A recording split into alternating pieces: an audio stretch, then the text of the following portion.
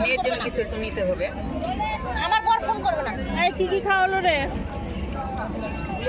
বাদাম, 12 ভাজা, পপকর্ন, তারপরে পাপড় ভাজা, ভাপা পিঠা, 12 মিশালি, তারপর বনকুল, বাদাম।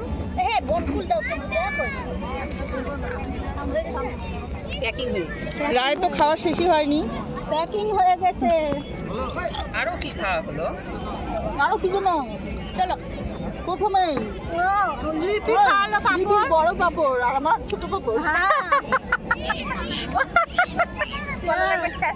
না, আমার তো বড় ছিল।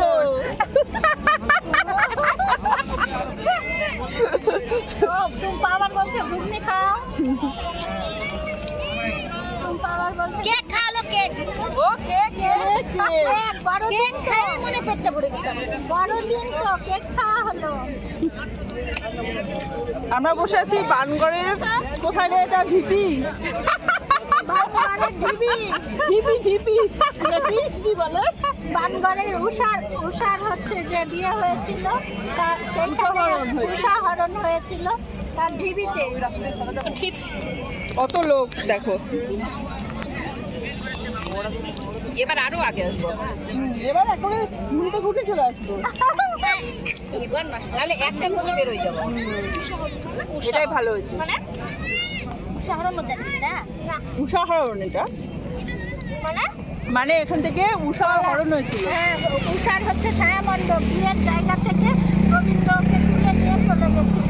বাস্তব ঘটনা এটা। বাস্তব রিয়েল ঘটনা এটা। রিয়াল। এখানে ওই ভাগবত পারায়ণে সাধুগুলা নিয়ে প্রণাম করলো উষার ওইখানে যে। উষা কে?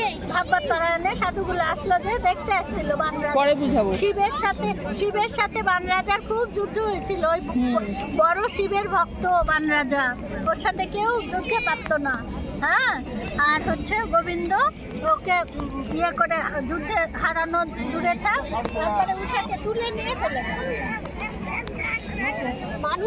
সব ভগবান। গোবিন্দের সময়ের কথা বলছি। এরা সব ভগবান ছিল। দাপর যুগের কথা বলছি। তুমি খাচ্ছ না? হ্যাঁ, খাচ্ছি। না এখানে দূর দূরান্ত থেকে লোকরা দেখতে আসে, আর আমাদের এখানে বাড়ির কাছে আমাদেরই আসা হয় না। আমরা এই বড়দিন উপলক্ষেই আসি প্রতি বছর বান্ধবীরা। এতগুলো বাদাম খোলা। আমার হাত চলে না। তুমি খাও। আমাকে ছিঁড়ে ছিঁড়ে দিচ্ছে। ফটো তোলার কি নেশা দেখো। তাড়াতাড়ি আজকে ভালো তাড়াতাড়ি এসো। তাড়াতাড়ি রান্না করছি বাটা মাছের ঝোল। তুমি মনে হয় বড়ের জন্মদিন জানা থাকলে মনে পালং থাকলে শাকের প্ল্যানিং ঘন্ট, করতে না।